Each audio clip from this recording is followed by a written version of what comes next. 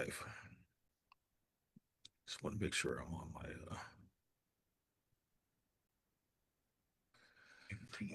Okay. All right, Wesley, we are on.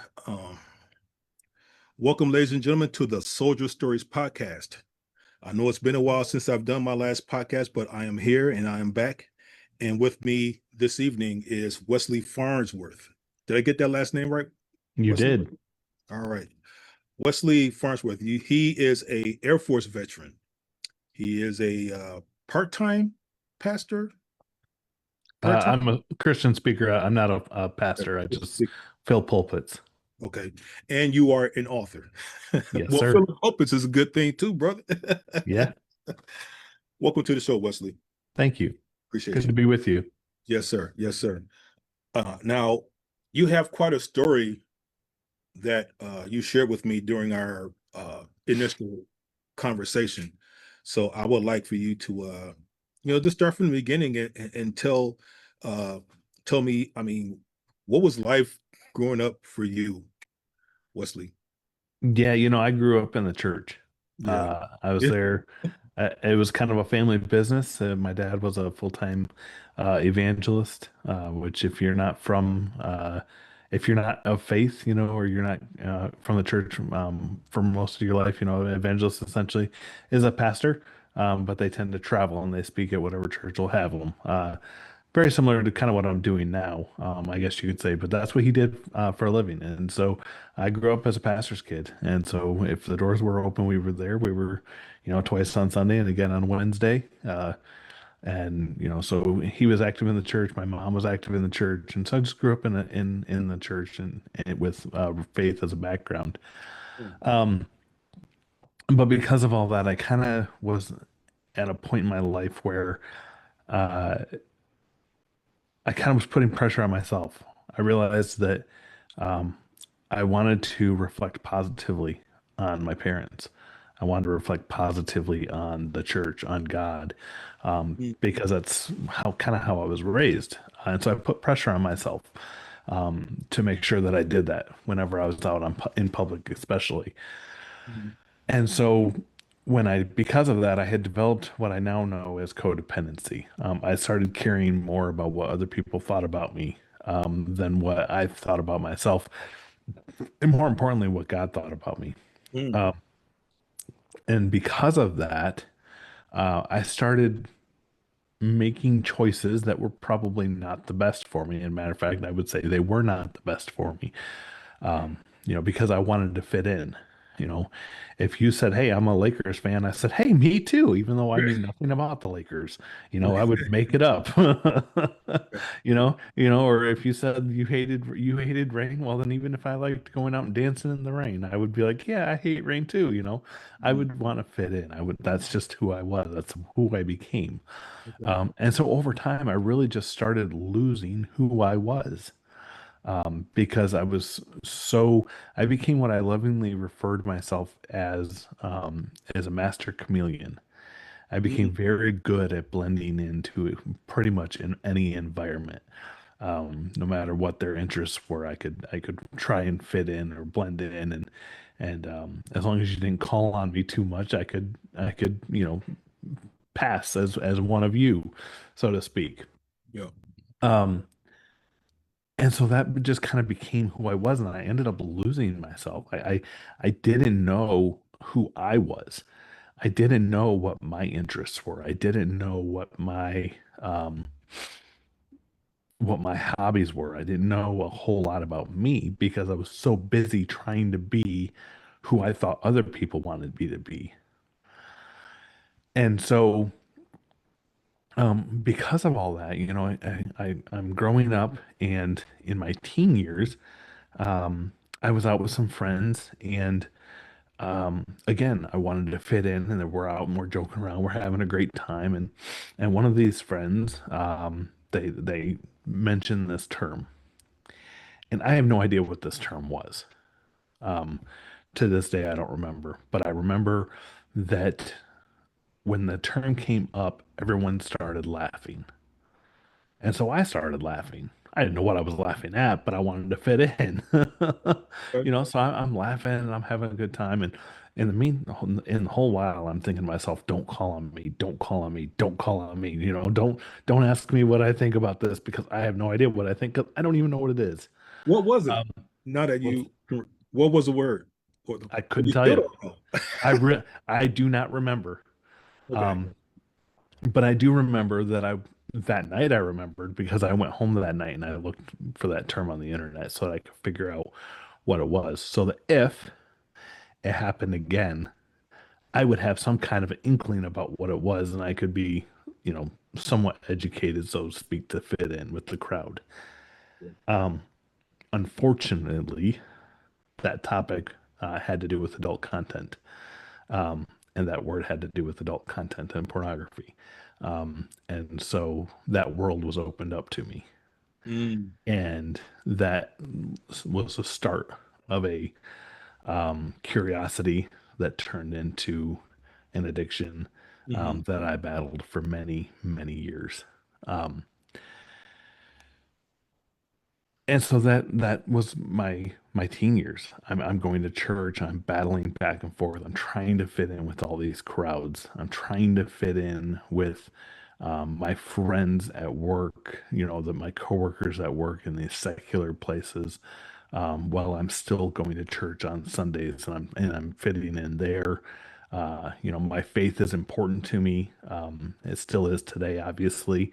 But I was having this big internal battle of dealing with this sin, dealing with this addiction that I knew I shouldn't have, and what my faith should look like.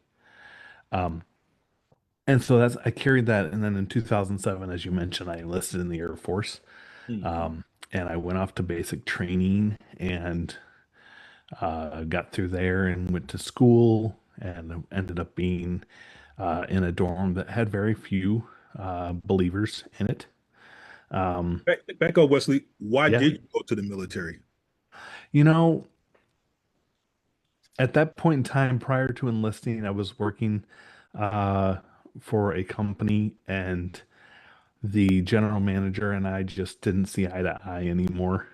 Um, I had been with the company for about 5 years and worked my way up to the point where I was basically the assistant manager, and the general manager and I just didn't see eye to eye anymore, and I was getting blamed for things that I don't feel like I should have been blamed for. Um, so I knew I had to leave. Um, I just didn't know where I wanted to go.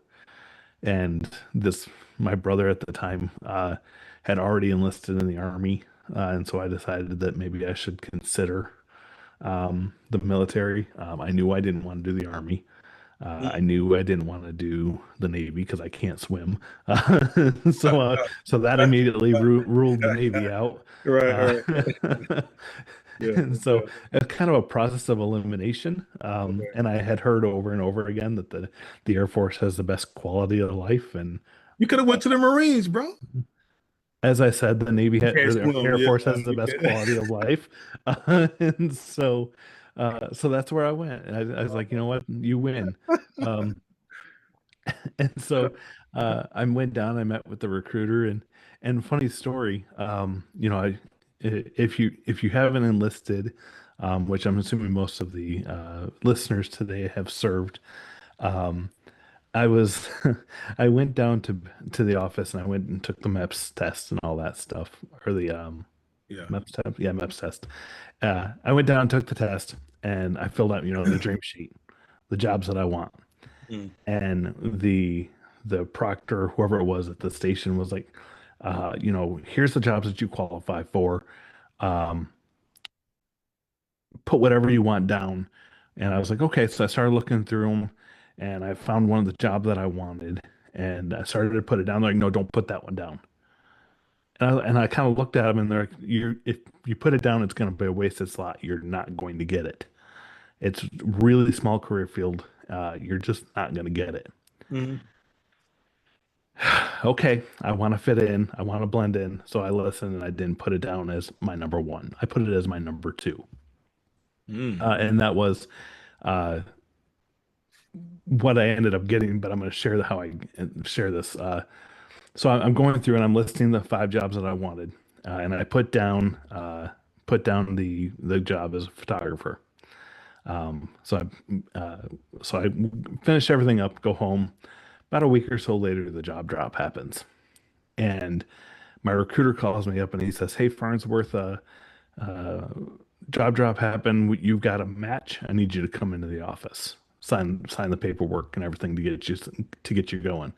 Right. It's like, all right. So I went in later that afternoon, walked to the door. He looked at me, and the first word out of his mouth was, "Who do you know, and how much did you have to pay him?"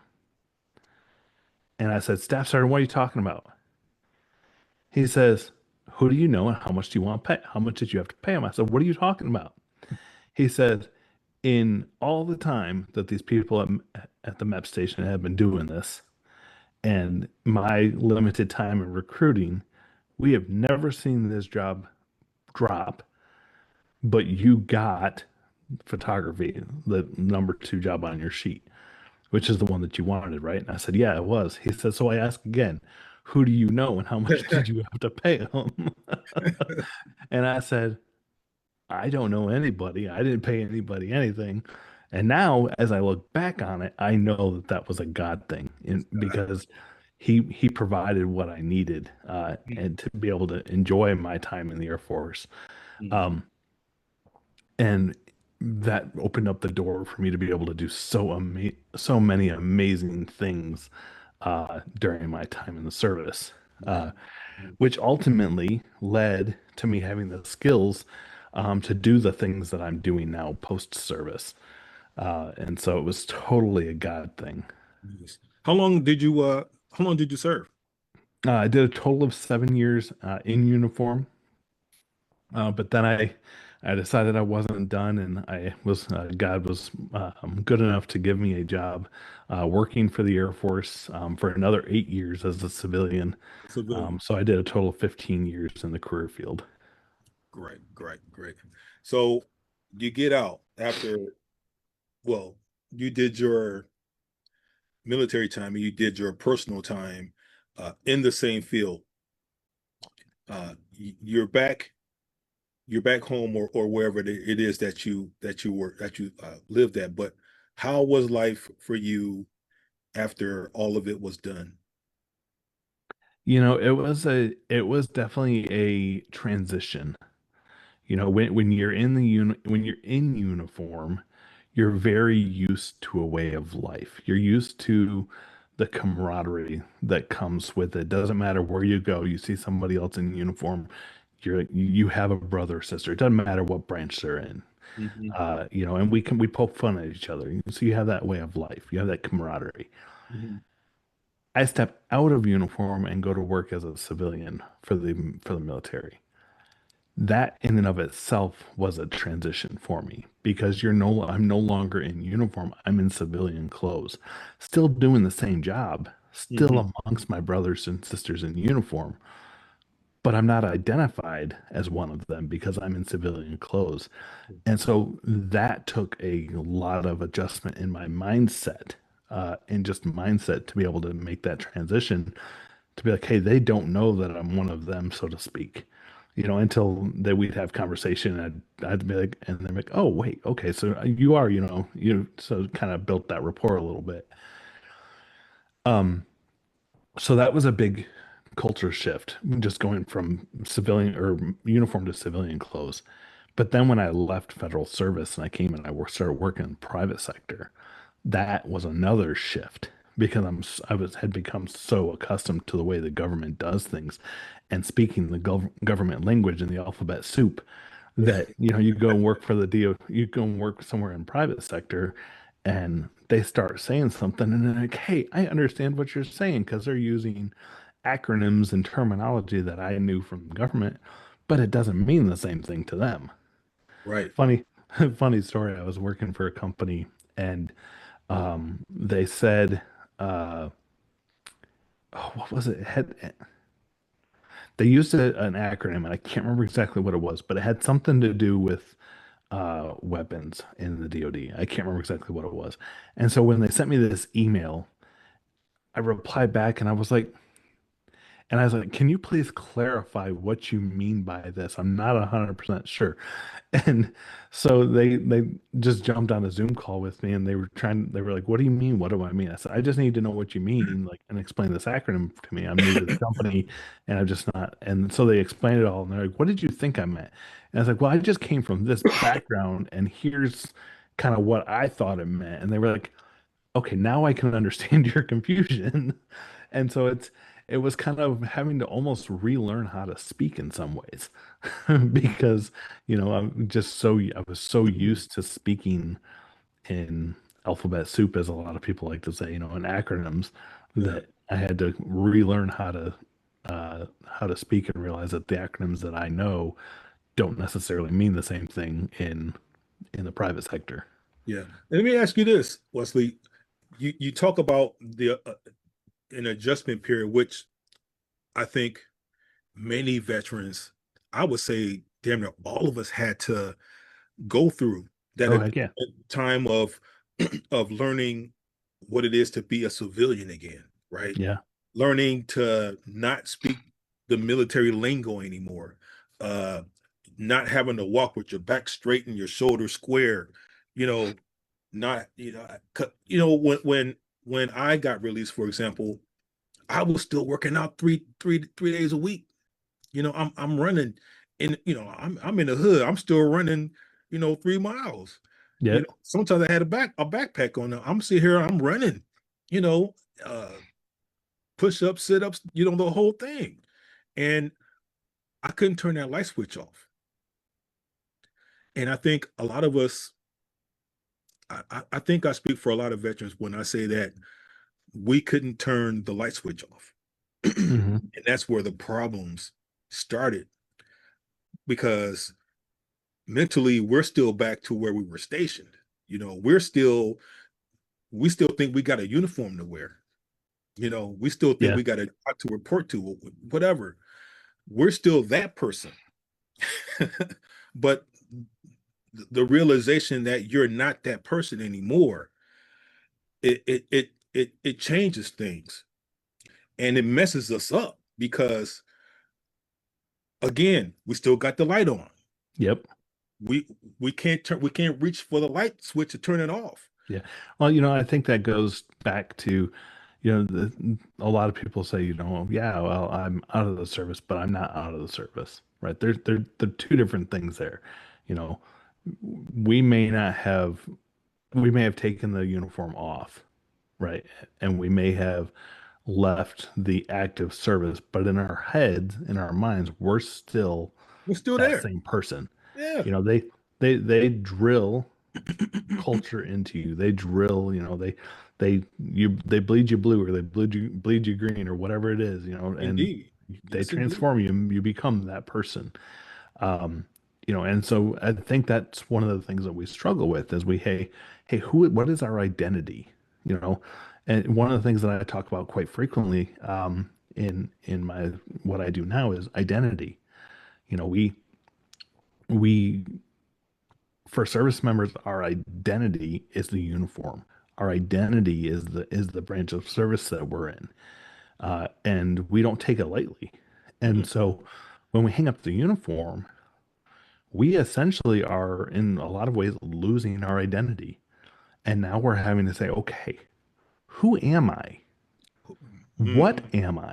What? Yes. Yes. And so we become codependent on the military. We are trained to rely on the military to tell us where to go, tell us what to eat, tell us what to wear, everything. They run our lives 24/7 for the time that we're in the military, the entire time we're there. Um, and so now where we hang up the uniform, and we're like, I don't know What what to now? do. Yeah, I don't know What what to now? do. Where Yeah. am I supposed to be? Like, Right. what am I supposed to wear? Like, there's clothes besides my BDUs, like my ABUs or my PT gear. Yeah. What am I supposed to wear? Like, Right. and so this world opens up to you that you're like, man, I have to go buy dress clothes to work. Like, like, and so you're like, To like work. Yes, to yeah, work. and I have to go work for this place that I don't Yeah. like. It's so it's a shift in culture. It's a shift in identity.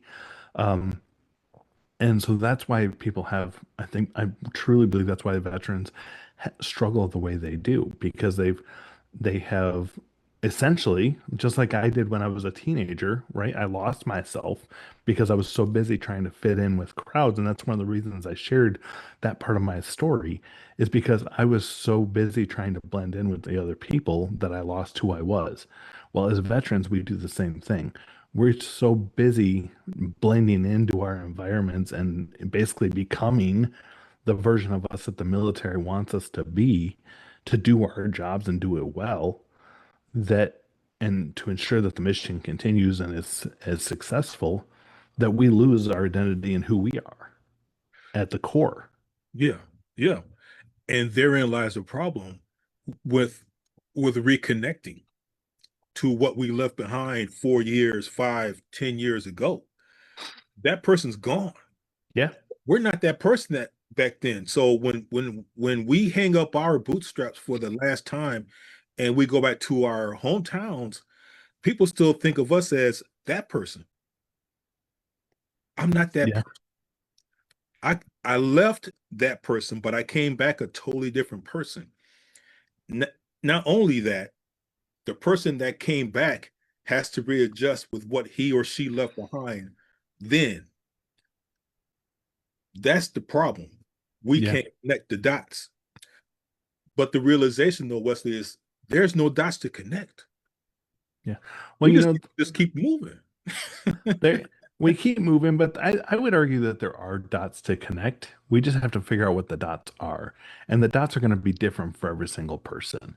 One of the things that I do right now, post-military service, is I'm very active in this recovery group. Okay, it's called Celebrate Recovery. And most people are like, well, it's I don't have drug or alcohol problem, which if you're a veteran, there's a lot of veterans out there that have problems with drugs or alcohol because they're trying to battle things that they did in their military service. Correct. Um, so Celebrate Recovery is amazing though because it's for anybody with any kind of a hurt habit or hang up, right? It doesn't matter what it is. If you've ever had a broken relationship or a bad relationship, or you struggle with hating the color blue, or drugs or alcohol or literally anything, it's for you. Mm, And the reason I bring that up is because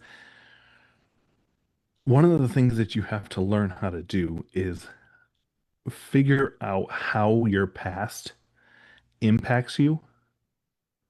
And then as you're able to do that, you can begin to connect the dots of everything that's happened throughout the course of your life and figure out how they have impacted and made you who you are today.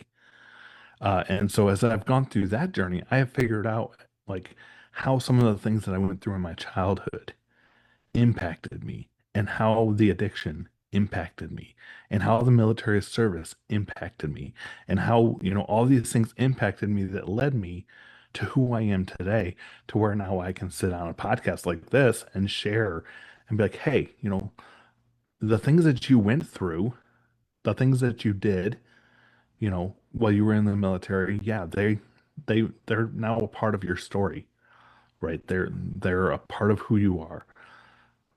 They are one of those dots that you have to connect. mm, But it takes some work to be able to do that.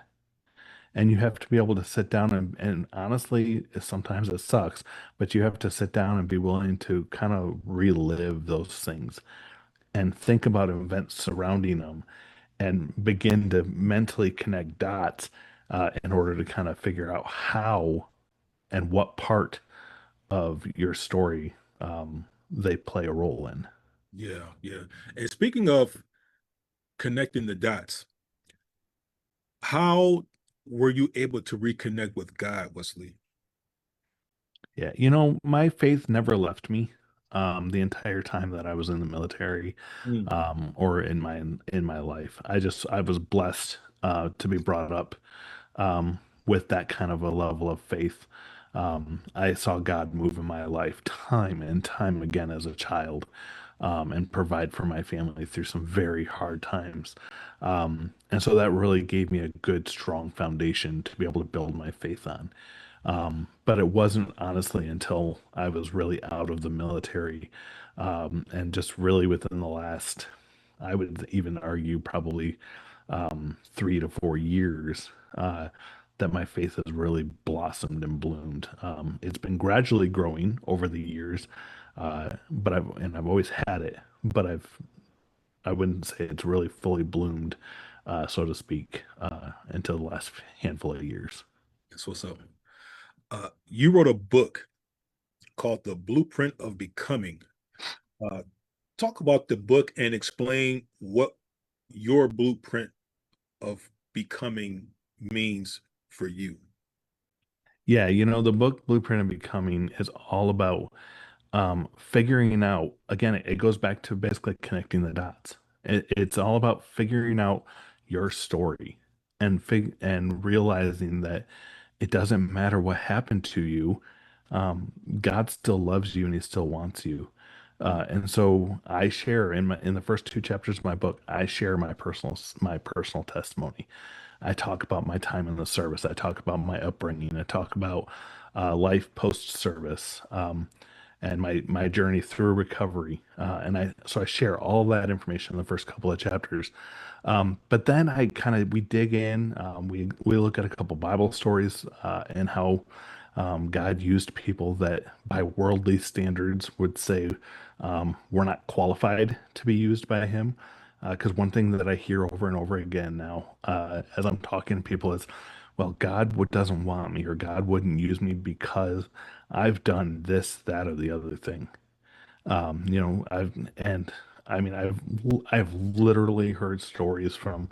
I heard a story once from a former mob hitman, Hmm. that is now serving God and being used by God.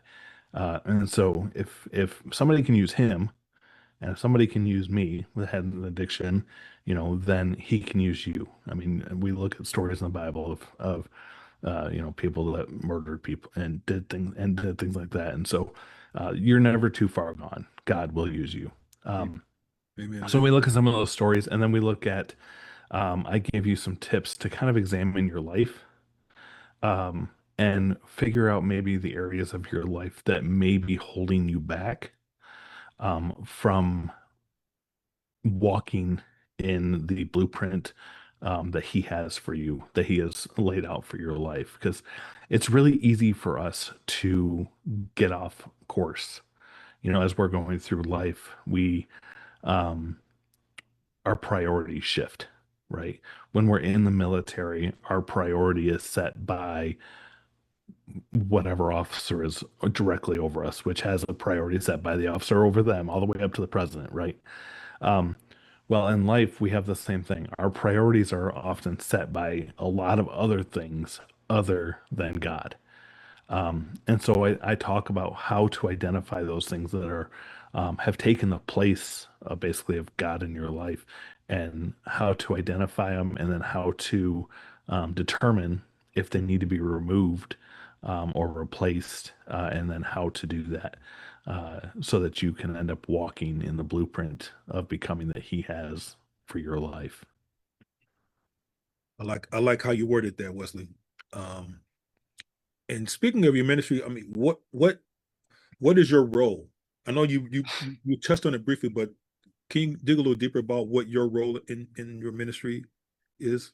Yeah, so I'm very active today. I have a nonprofit that I've started that's called Service Ministries, in which I come alongside churches and other Christian nonprofits, and I help them with a wide variety of things, like branding and marketing and web design and AI tools and all those types of things that they need to be able to communicate their message, not only to their congregations and their customer base, but to the general public. But then outside of that, I have a personal ministry, where I'm a Christian speaker. So I come and I speak at churches and do events, share my story, and I talk about a wide variety of different topics, whatever is needed. I kind of customize my talks to them. Mm. I'm also a podcast host. I've started a podcast, Unmasked with Wesley Farnsworth, which you can see on the computer over my shoulder. I've got the graphic there. And then I've got my It's book. backwards. Got Oh, it. okay. The computer flipped my graphic Yeah, there. yeah. But I've got my first book, Blueprint of Becoming, that came out October of last year. My second book, When Faith Meets Fire, is actually coming out later this year. Right now, it's scheduled to come out probably around September, August, September of this year. Um, so yeah, I've got a lot of things going right now. And then, as I said, I'm very active in the Celebrate Recovery Ministry and helping people walk through a lot of different life issues through that. Cool. I have two personal questions to ask of you. First one, Shoot. what's your favorite Bible verse, brother? Oh man. Right now the verse that's really been speaking out to me and sticking in my mind is Mark 16:15. And it simply says, "Go into all the world and preach the gospel to every creature." Mm.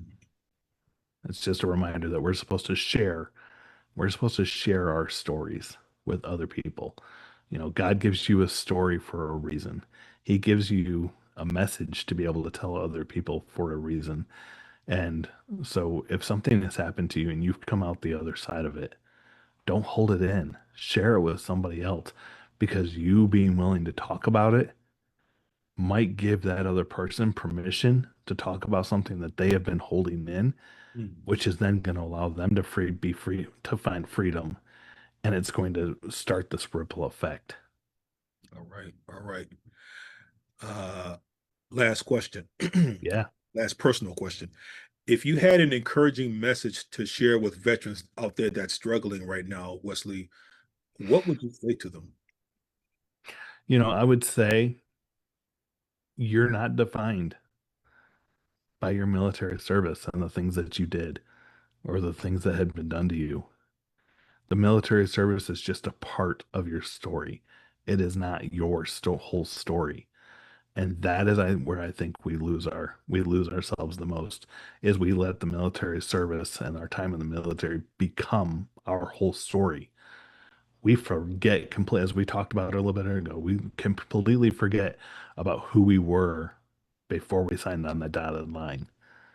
Mm. And we forget about who we were even while we were in the military.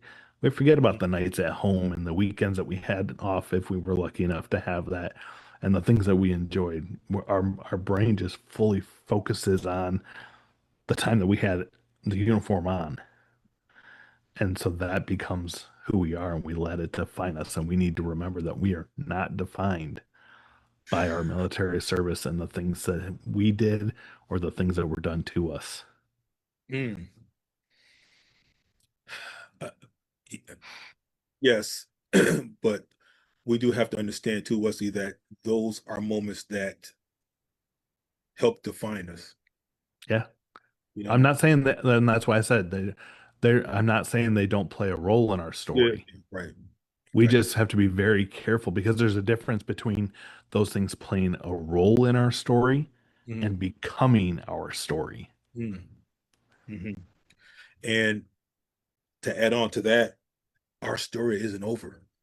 Absolutely. Our story is still being written. Still being If you're written. listening to this podcast, your story is still being written. Amen to that. It is. And God's got us. He absolutely does. Yes. How can people contact you, Wesley? If you want to find out more about me, I would encourage you to go out to wesleyfarnsworth.com/start. That's the best place. I built one page that has links to my book, links to my podcast, everything that you need to know about me. And then from there, you can go onto the full website, wesleyfarnsworth.com, to dig into details. But wesleyfarnsworth.com/start is the best place to go to get started. Wesley Farnsworth, thank you so much for taking the time to speak with me on my show about your story and the work that you do. We definitely need more people out there like you, sir, uh, on the forefront, uh, bearing it all and sharing your story, and just serving as a reminder to people like yourself and me that we're not alone. We're not alone in this struggle, and you, you we have people that we could connect to if we need somebody to connect with. And the goal for me, Wesley, is to help save some lives, and that's for real. That's my mission, and uh, we need more people out there to help our brothers and sisters out there that's struggling, because uh, I find it difficult to reach my brethren and encourage them to share their story so they can help, you know, Yeah. shed some light on this thing that they're suffering with, and really help not only themselves, but help other people, because people need to hear and know that they're not alone in this thing, because a lot of people do feel that way. Yeah, they absolutely do. And that's what I love about doing podcasting and shows like this. And that's why I appreciate you having me on, because it gives us the opportunity to be able to say, hey, it's okay to not be okay. Ooh. And it's okay to reach out to somebody and be like, hey, can I talk to you? Like, I need to talk to you. Matter of fact, I encourage you, Celebrate Recovery has this amazing ministry called Welcome Home. And Mm. it is a ministry that is specifically for military veterans, where you can come and talk about your military service with other veterans in a safe place that's free of judgment. So if you're out there and you're like, I have nobody to talk to, Google Welcome Home and find a meeting near you, or just find a Celebrate Recovery meeting, because I promise you, you're going to have a safe place that you can share about what's going on in your life. Because that is the key. It's okay to not be okay. Mm. Talk about it, get it out there, and then become that person that somebody else can come to and talk about what they're going through. You took the words out of my mouth, Brother Wesley, because I say that all the time. It's okay to not be okay. Just do something about it. So it's very refreshing to hear somebody else say Absolutely. that. As always, ladies and gentlemen, this has been another episode of the Soldier Stories podcast. My name is Mark Ross. Wesley Farnsworth. Wesley, thank you again. I really Thank, appreciate this conversation, sir. thank you so much for having me, Mark. All right. You have a good evening. And ladies and gentlemen, you have a good evening as well. And until next week, stay tuned, guys. Be safe. Take care, Wesley. Bye bye. All right. Bye bye.